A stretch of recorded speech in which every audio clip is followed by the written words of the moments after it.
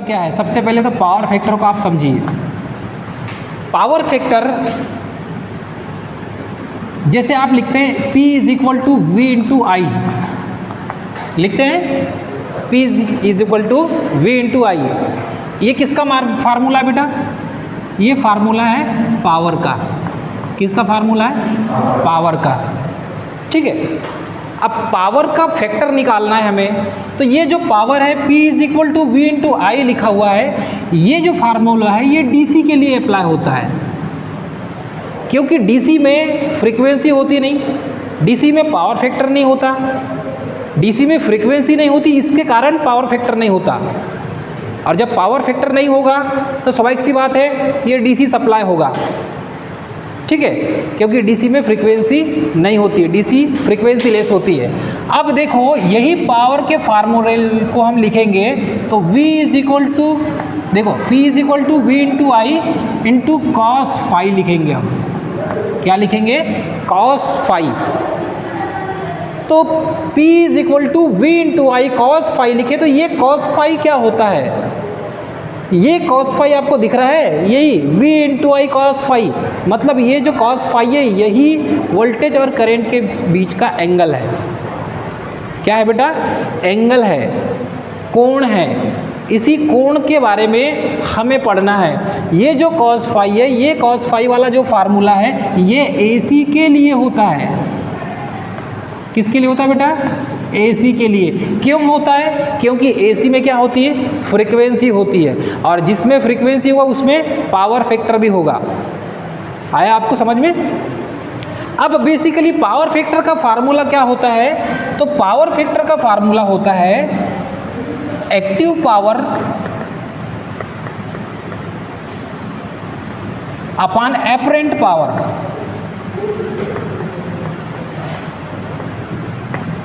Active power यानी होता है वास्तविक शक्ति, वास्तविक शक्ति, और अपान में क्या है? Apparent power. इसे कहते हैं हम आभासी शक्ति, आभासी शक्ति। तो वास्तविक शक्ति और आभासी शक्ति का अनुपात पावर फैक्टर कहलाता है। कुछ आया आपको समझ में? वास्तविक शक्ति और आभासी शक्ति, it means active power upon apparent power का अनुपात पावर फैक्टर कहलाता है। और पावर फैक्टर सिर्फ AC में होता है, क्योंकि AC में क्या होती है? फ्रीक्वेंसी होती है। जब AC में फ्रीक्वेंसी होगी तो ही पावर फैक्टर होगा। आपको आ रही समझ में? जिसमें फ्रीक्वेंसी होगी तो फ्रीक्वेंसी किसमें होती है? AC में। तो जिसमें फ्रीक्वेंसी होगी उसी में पावर फैक्टर होगा, बाकी अदर में पावर फैक्टर नहीं होगा। DC में पावर फैक्टर होगा कि बेटा? नहीं होगा। क्यों नहीं होगा? क्योंकि फ्रीक्वेंसी नहीं है। भाई जिसमें फ्रीक्वेंसी नहीं है तो पावर फैक्टर भी नहीं होगा। तो यहाँ पर ये जो पावर फैक्टर है, ये पावर फैक्टर का जो फार्मूला बनता है वो active power upon apparent power, it means वास्तविक शक्ति अपॉन आभासी शक्ति का अनुपात पावर फैक्टर होता है। अब इसको एंगल ट्रायंगल से देखें हम। ये जो ट्रायंगल दिख रहा है आपको, इस ट्रायंगल में यदि आप देखते हैं तो इतना भाग, ये ऊपर वाले भाग को हटा दो, ये इतना जो भाग दिख रहा है बेटा इसको हटा दो।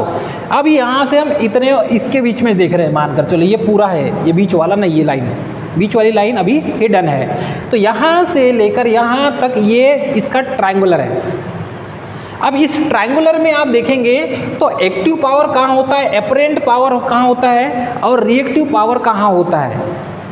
तो रिएक्टिव पावर जो होता है वो इमेजिनरी, देखो यहाँ पर देखेंगे एपरेंट पावर आभासी है, मतलब इमेजिनरी पार्ट होता है। यहाँ पर बेटा ये जो दिख रहा है किलोवाट, ये होता है एक्टिव पावर। इसको क्या कहते हैं बेटा? Active power. क्या है यूनिट इसकी? किलोवाट। यूनिट क्या है बेटा इसकी? किलोवाट। तो ये जो किलोवाट लिखा हुआ है ये एक्टिव पावर होता है, तो इसे हम कहते हैं एक्टिव पावर को वास्तविक शक्ति। तो ये वास्तविक शक्ति किलोवाट में है, एक्टिव पावर कहलाता है। इसे हम बेटा ट्रू पावर भी कहते हैं। इसे हम क्या कहते हैं? True power. इसे हम रियल पावर भी कहते हैं। True power, active power, real power या वास्तविक शक्ति। इसके 3 नाम हो गए। क्लियर है? अपान में दिखा है एपरेंट पावर मतलब आभासी शक्ति। तो देखो यहाँ पर देखेंगे एपरेंट पावर, तो इसका जो फार्मूला बनता है बेटा यहाँ पर देखेंगे, ये देखिए इसके 3 ब्लॉक हो गए। पहला ब्लॉक तो किलोवाट का हो गया एक्टिव पावर का, और यहाँ पर क्या लिखा है बेटा ये kVAR, तो लास्ट में क्या लिखा है R, तो ये होता है रिएक्टिव पावर। इसे क्या कहते हैं? Reactive power. इसे क्या कहते हैं बेटा हम? Reactive power. ये हो गया एक्टिव पावर, ये हो गया रिएक्टिव पावर, और ये क्या हो जाएगा बेटा? केवीए एपरेंट पावर हो जाएगा, क्योंकि लास्ट में क्या है? ए है, और इसको इस ए से क्या समझेंगे हम? Apparent power. तीनों पावर समझ में आ गई? तो पावर फैक्टर जो है वो किसके किसके बीच का एंगल होता है? पावर फैक्टर को हम cos फाई से शो करते हैं। ये जो फाई वाला जो एंगल है, इस फाई वाले एंगल से हमें लेना देना है। यदि इस एंगल का मान कम होता है तो पावर फैक्टर बढ़ जाएगा। तो ये जो एंगल का मान होता है बेटा, ये वाला एंगल है, दिख रहा है आपको? ये एंगल है, इसी को cos फाई वाला एंगल कहते हैं। यहाँ पर एक्टिव पावर अपान एपरेंट पावर, मतलब कि ये एक्टिव पावर अपान एपरेंट पावर का जो अनुपात होता है वो क्या होता है बेटा? पावर फैक्टर होता है। यही पावर फैक्टर एंगल की हमें आवश्यकता है, यही पावर फैक्टर एंगल को हमें बढ़ाना है, यही पावर फैक्टर को बढ़ाना पड़ेगा हमें। तो इस पावर फैक्टर को बढ़ाएंगे तो बिजली का बिल कम आएगा। पावर फैक्टर को इम्प्रूव करेंगे तो क्या करेगा? बिजली का बिल कम आएगा। तो इसी चीज़ को हमें इम्प्रूवमेंट करने के लिए टैरिफ में यूज़ करते हैं हम। तो ये तो आपको समझ में आ गया होगा पावर फैक्टर क्या होता है। क्लियर है? इतना समझ में आ गया? ठीक है। इसको हम पावर फैक्टर को बेटा हम R/Z से भी शो करते हैं, R/Z से भी इसे हम शो करते हैं। तो इतनी चीज़ आपको आई होप पता हो जाना चाहिए। इतनी चीज़ पता हो गई आपको? चलिए अब हम चलते हैं इलेक्ट्रिकल टैरिफ में। तो इलेक्ट्रिकल टैरिफ में हमने अभी तक पिछली क्लास में यदि आपने देखा होगा तो हमने लगभग 5 प्रकार के टैरिफ को पढ़ लिए थे हमने। टोटल कितने टैरिफ हैं? 7। टोटल कितने टैरिफ हैं? 7 में हमने पिछली क्लास में 5 प्रकार के टैरिफ को हमने पढ़ लिए थे। लास्ट में जहाँ तक हमने मैक्सिमम डिमांड टैरिफ पढ़े थे। अब मैक्सिमम डिमांड टैरिफ के बाद एक और टैरिफ है जिसे कहते हैं पावर फैक्टर टैरिफ। इस पावर फैक्टर टैरिफ की आवश्यकता हमें क्यों पड़ी?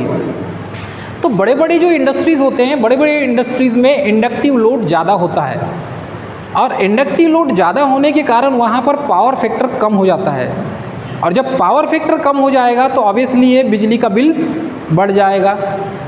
ठीक है, ट्रांसफार्मर का साइज बढ़ जाएगा। तो इस सिचुएशन से बचने के लिए हम उनको इनकरेज करते हैं कि भाई साहब आप पावर फैक्टर को इम्प्रूवमेंट करिए, आप या तो कैपेसिटर बैंक लगाइए या कुछ और लगाइए, लेकिन पावर फैक्टर को इम्प्रूवमेंट कैसे भी करो आप। एन केन प्रकार है, जैसे भी आप पावर फैक्टर को इम्प्रूवमेंट कर सकते हैं, लेकिन कैसे भी करके कैपेसिटर बैंक लगा के आप पावर फैक्टर को इम्प्रूवमेंट करिए।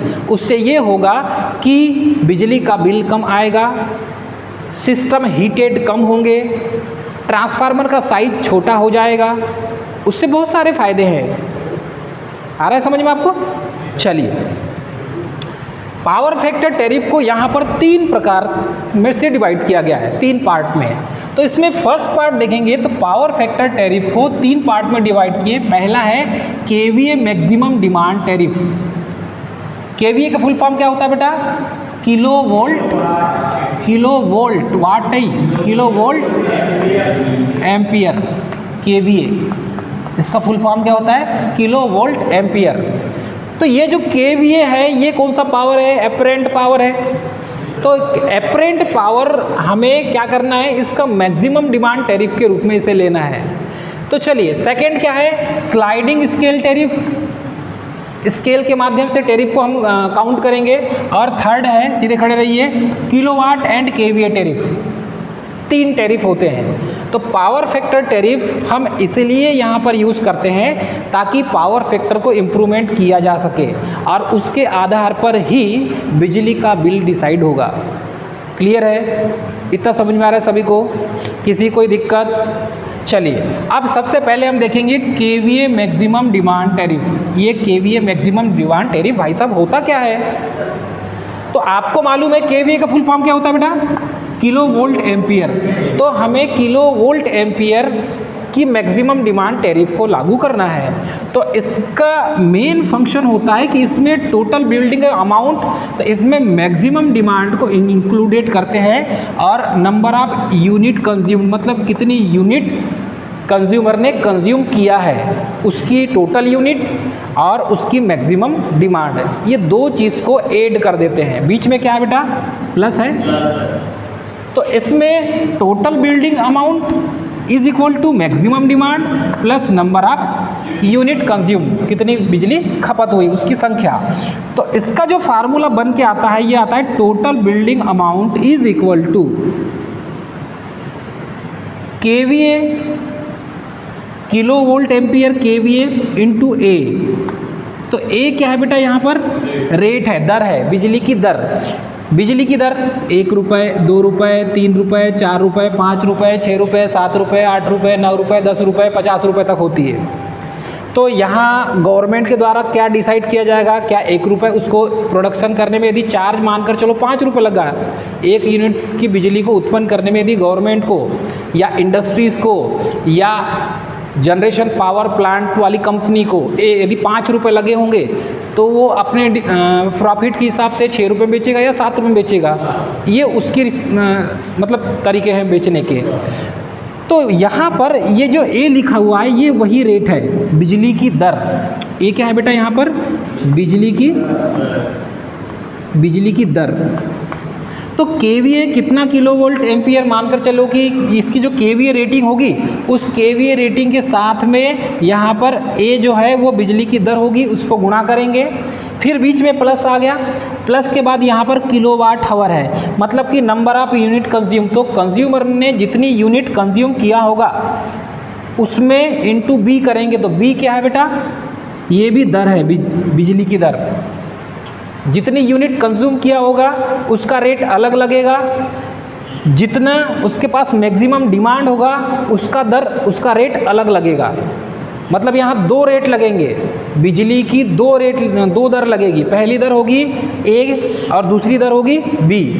फिर इन दोनों को ऐड करेंगे और जब इन दोनों को ऐड करेंगे तब टोटल जो अमाउंट आएगा जिसमें केवीए मैक्सिमम डिमांड टैरिफ होगा। तो केवीए मैक्सिमम डिमांड टैरिफ निकालने का फार्मूला इसमें केवीए इंटू ए, मतलब 1 दर हो गई, plus kilowatt hour into B 2 दर। तो ये दोनों को इंक्लूड करेंगे, ऐड करेंगे, तब केवीए मैक्सिमम डिमांड टैरिफ निकलेगा और उसके आधार पर ही बिजली का बिल उसे भेजा जाता है। किसमें? कॉमर्शियल में उसका जो है टैरिफ अलग है और कॉमर्शियल की पूरे टैरिफ मैंने पढ़ा दिया हूँ। पढ़ाए हो कि नहीं? पिछली क्लास आपने देखा नहीं, कम से कम यूट्यूब में जो वीडियो डलती है वो वीडियो देख लिया करो। पिछली क्लास में हमने 7 प्रकार के टैरिफ होते हैं जिसमें से 5 प्रकार के टैरिफ मैक्सिमम डिमांड टैरिफ तक पढ़ा दिए हमने। ठीक है? तो ब्लॉक रेट टैरिफ आप पढ़ोगे आपको वहाँ मिल जाएगा। ठीक, उसके बाद देखेंगे sliding scale tariff. Sliding scale मतलब स्केल को स्लाइड करने वाला। पहले देखे होंगे स्लाइडर वाला फ़ोन आता था, नीचे कीपैड, ऊपर डिस्प्ले हट जाता था। तो यहाँ पर हम देखेंगे स्लाइडिंग स्केल टैरिफ। तो स्लाइडिंग स्केल टैरिफ की खासियत क्या होती है आपको मालूम है?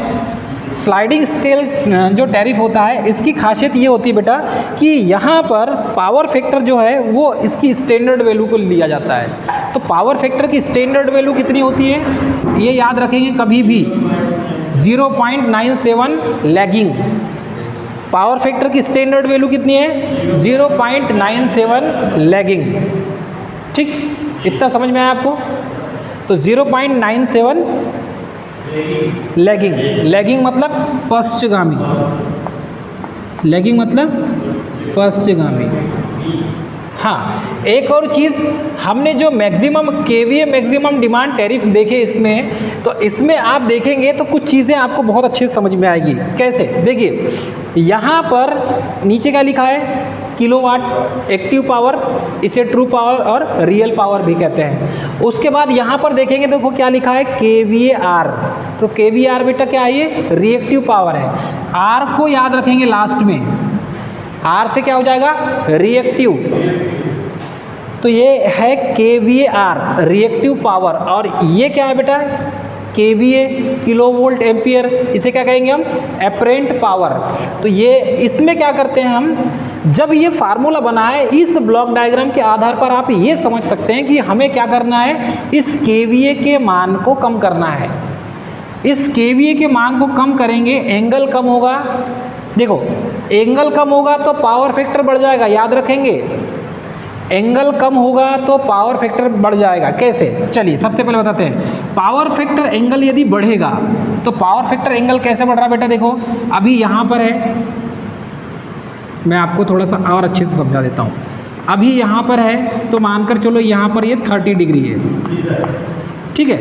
यहाँ पर है, जब ये पूरा आ जाएगा तो ये हो जाएगा 60 डिग्री, और कहीं बीच में होगा तो 45 डिग्री होगा कि नहीं? यदि आप इसको इस तरीके से समझ लें, उसका अलग फंडा है बेटा, पहले जो बता रहा हूँ उसको समझो। देखिए, ये डायग्राम है, इस डायग्राम में यहाँ से अभी मैंने इतना खींचा, ठीक, मानकर चलिए मैंने इसका 3 पार्ट बना दिया। एक पार्ट ये हो गया, ये दूसरा पार्ट हो गया। तो पहले पार्ट में यहाँ पर एंगल फाई इसके कितना बन रहा है? 30 डिग्री बन रहा है, ठीक। अभी एंगल का मान क्या है बेटा? कम है।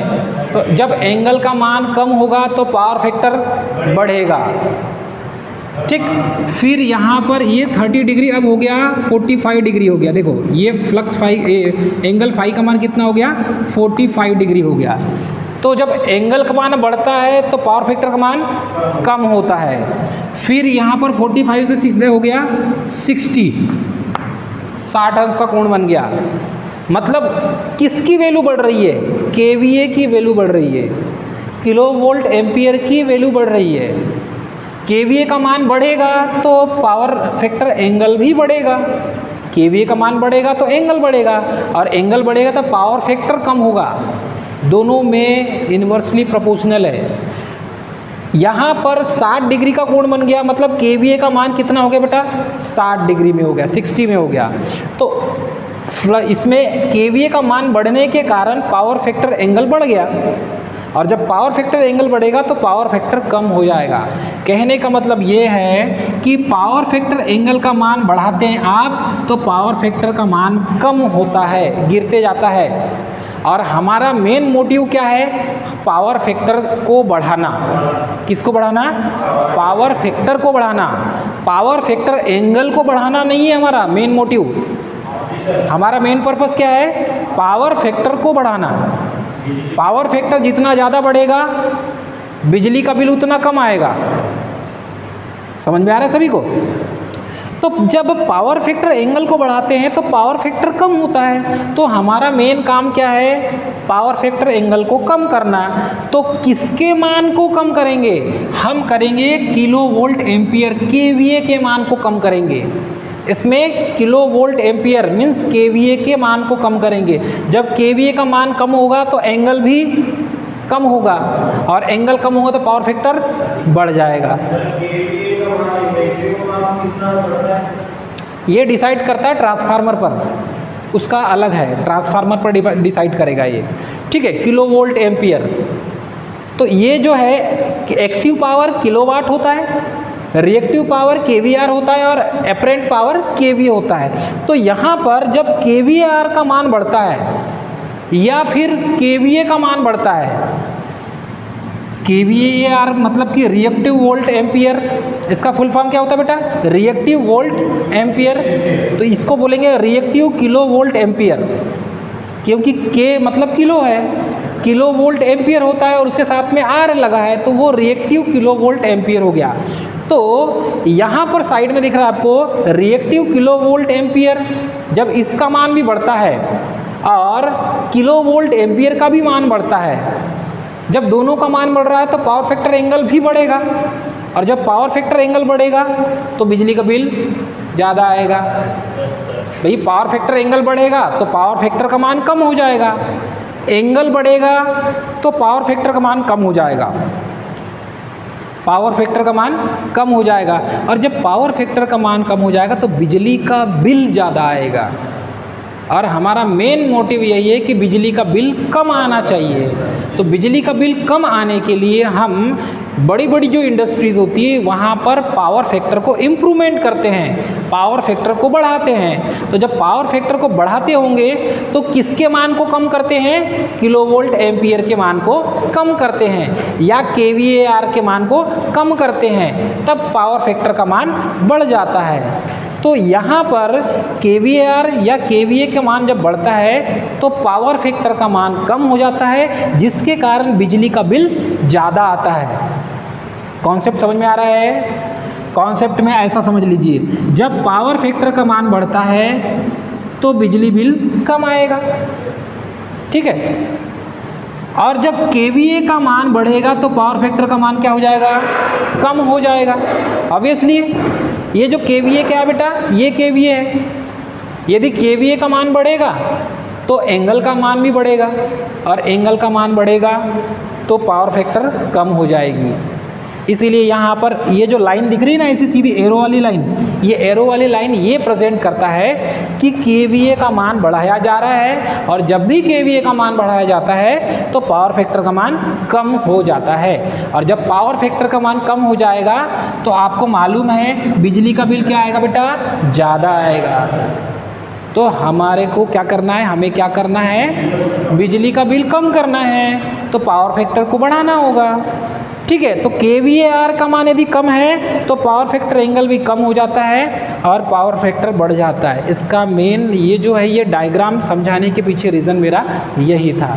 तो आई होप आपको समझ में आ गया होगा, ठीक है। इतना तो ये था केवीए मैक्सिमम डिमांड टैरिफ, इसका फार्मूला है, इस फार्मूले के आधार पर बिजली का बिल निकाला जाता है। सेकेंड में है sliding scale tariff. Sliding scale tariff ये एक प्रकार का डिसाइड किया गया स्केल है कि भाई साहब 0.97 यदि पावर फैक्टर का मान है तो स्टैंडर्ड वैल्यू है, इसमें आपको पेनाल्टी नहीं लगेगी और इंसेंटिव भी नहीं मिलेगा। कहने का मतलब क्या है? ये स्केल है बेटा, देखो ये स्केल दिख रहा है। इस स्केल में यहाँ पर आप देखेंगे पावर फैक्टर की वैल्यू इसमें डिसाइड कर दी गई है कि 0.97 लैगिंग होना चाहिए पावर फैक्टर।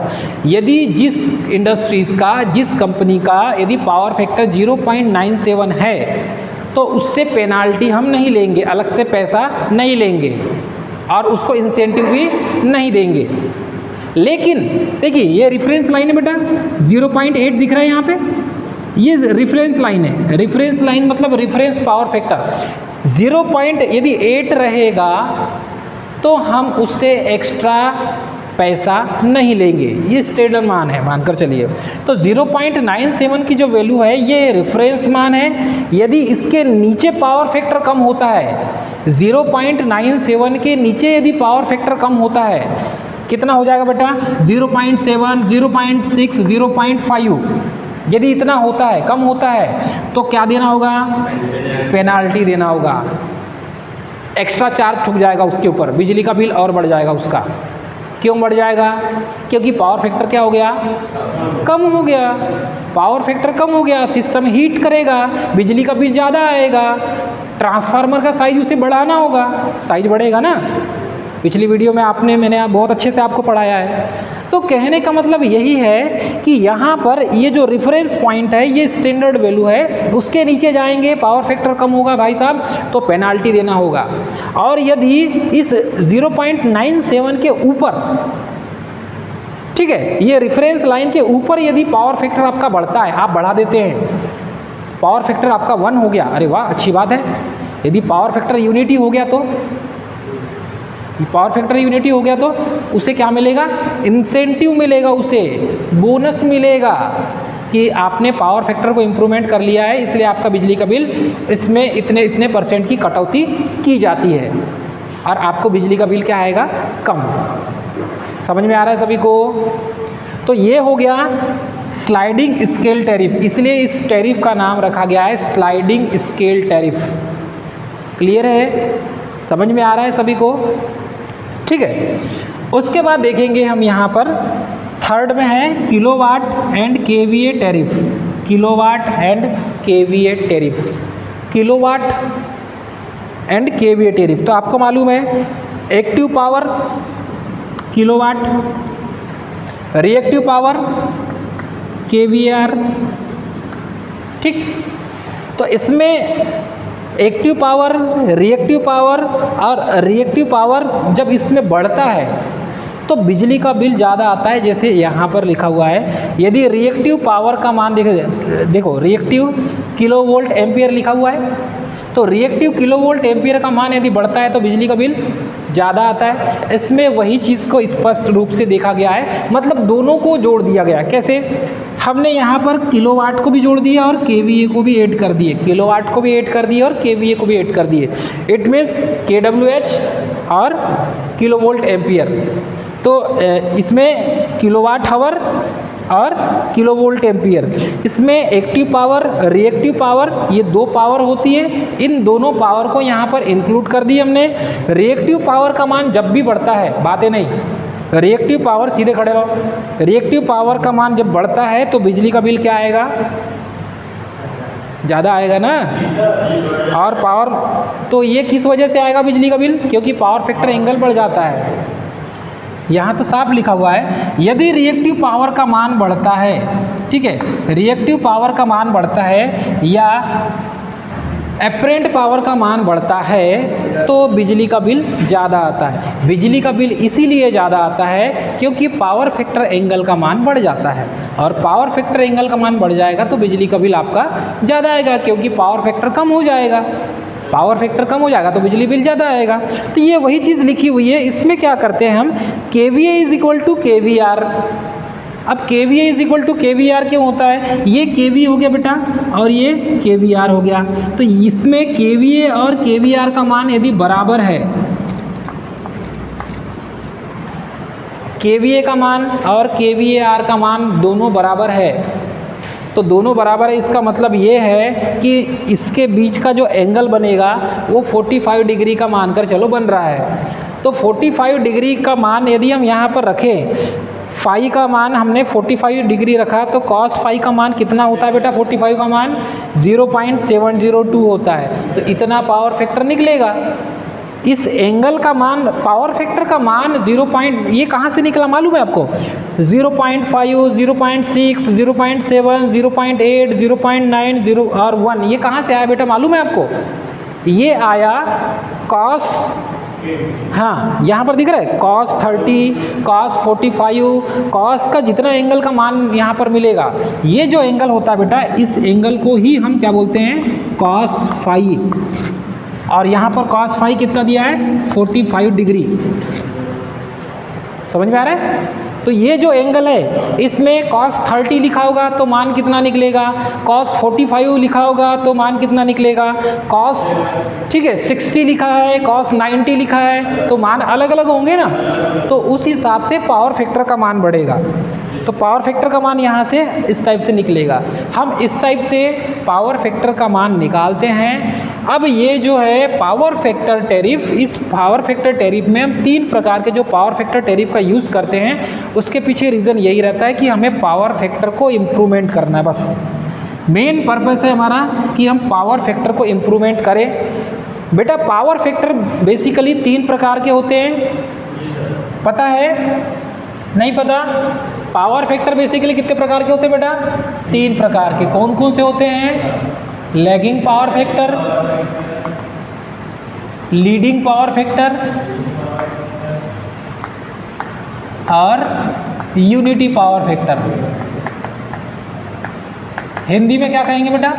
पावर फैक्टर यानी क्या होता है? शक्ति गुणांक। इसे क्या कहते हैं? शक्ति गुणांक।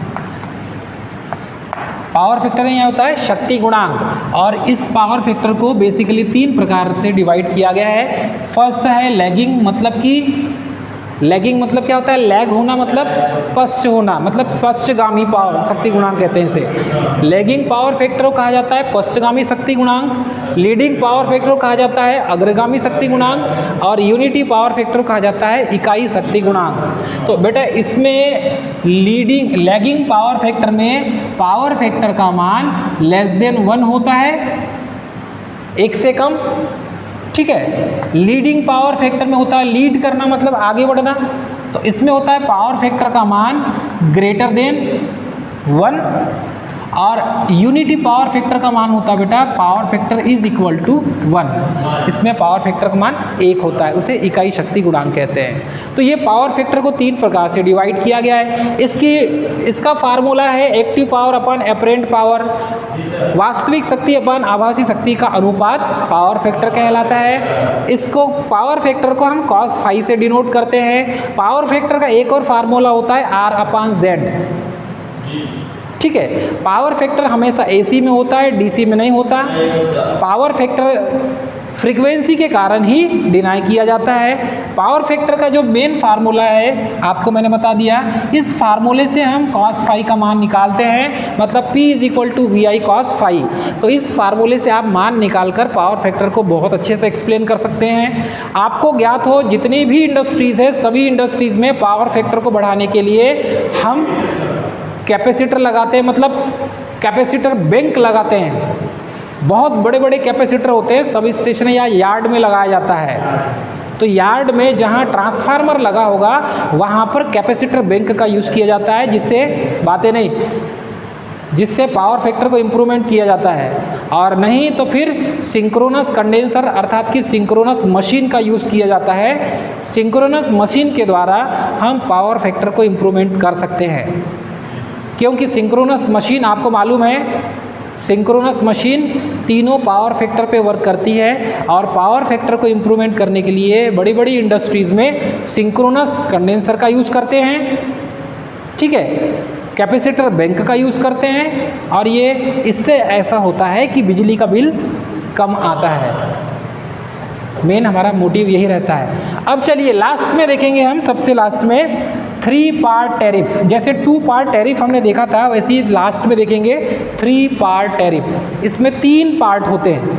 3 पार्ट में बेटा 3 पार्ट में क्या क्या हो जाएंगे, A, B और C, ये 3 पार्ट हो जाएंगे। जैसे 2 पार्ट टैरिफ हमने पढ़े थे, वैसे ये 3 पार्ट टैरिफ है, 3 पार्ट, ठीक है। तो 3 पार्ट टैरिफ में क्या होता है, इसमें सभी कंज्यूमर के लिए इक्वल होता है, मतलब चाहे बड़ा हो चाहे छोटा हो, ठीक है, चाहे बड़ी इंडस्ट्रीज़ हो या छोटी इंडस्ट्रीज़ हो या मीडियम इंडस्ट्रीज़ हो या फिर ज़्यादा लोड कंज्यूम करने वाली इंडस्ट्रीज़ हो या कम लोड वाली इंडस्ट्रीज़ हो। कोई 100 यूनिट खर्च करता होगा तो भी उसके लिए भी उतना ही लगेगा, ठीक है, और कोई 1000 यूनिट कंज्यूम करता है तो भी उसे उतना ही लगेगा। तो इसका बेटा फार्मूला क्या है देख लीजिए। टोटल बिलिंग चार्ज जब हम निकालते हैं इसके फार्मूले से, तो मैंने आपको बताया A देख लीजिए 3 पार्ट में, पहला पार्ट A मिल गया आपको इनटू किलोवाट, फिर इनटू क्या हो गया B, दूसरा मिल गया A मिल गया आपको, फिर B भी मिल गया आपको।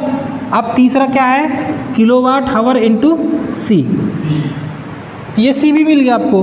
तो इसीलिए इसका नाम 3 पार्ट टैरिफ रखा गया है। इसके माध्यम से भी आप बिजली का बिल निकालते हैं। ये सभी कंज्यूमर के लिए समान होता है। नॉर्मल सभी कंज्यूमर के लिए जो है ये 3 पार्ट टैरिफ का यूज़ किया जाता है, ठीक है। कहाँ बेटा, हाँ, ये RS मतलब रुपए, रुपीस। RS मतलब क्या होता है बेटा, रुपीस। देखो मान कर चलिए A का मान यहाँ पर 5 रुपये है, कितना बेटा, 5 रुपये है। B का मान यहाँ पर मानकर चलो 4 रुपये चलो, और C का मान 2 रुपये है। तो यहाँ पर आप गुणा करेंगे, A की जगह क्या रखेंगे 5, B की जगह क्या रखेंगे बेटा 4, C की जगह 2 रखेंगे। और यहाँ पर जितने यूनिट बनेंगे किलोवाट हावर, ठीक है। जैसे यहाँ KWH लिखा है मतलब नंबर ऑफ यूनिट कंज्यूम्ड, तो वैसे ही यहाँ पर भी इसका फार्मूला वही बनेगा KWH। मान रखेंगे, जितना मान आएगा सब में A को, B को और C को आप ऐड कर देंगे। यहाँ पर A + B + C बराबर जो मान निकलेगा उतना पैसा बिजली का बिल होगा। तो इस तरीके से आप बिजली के बिल को निकाल सकते हैं। आज की क्लास में हमारा मेन मोटिव यही था कि पावर फैक्टर क्या होता है और पावर फैक्टर को इम्प्रूवमेंट कैसे करते हैं, पावर फैक्टर टैरिफ क्यों यूज़ किया जाता है, बड़ी बड़ी इंडस्ट्रीज़ में पावर फैक्टर को क्यों बढ़ाया जाता है, उसके पीछे बेटा रीज़न यही है कि पावर फैक्टर का बढ़ाएंगे आप तो बिजली का बिल कम आएगा। जैसे आप यहाँ कॉलेज का देखेंगे तो 30-30 हज़ार रुपये, 40-40 हज़ार रुपये बिजली का बिल आता है। हमारे कॉलेज में मंथली 30,000 रुपये, 40,000 रुपये बिजली का बिल आता है। यदि पावर फैक्टर को बढ़ा दिया जाए तो क्या होगा, बिजली का बिल कम आएगा, होगा कि नहीं। तो बिजली का बिल कम लाना है तो पावर फैक्टर को बढ़ाना होगा। आपको कुछ समझ में आया आज की क्लास में? पूरा समझ में आ गया? चलिए मिलते हैं नेक्स्ट क्लास में। जय हिंद।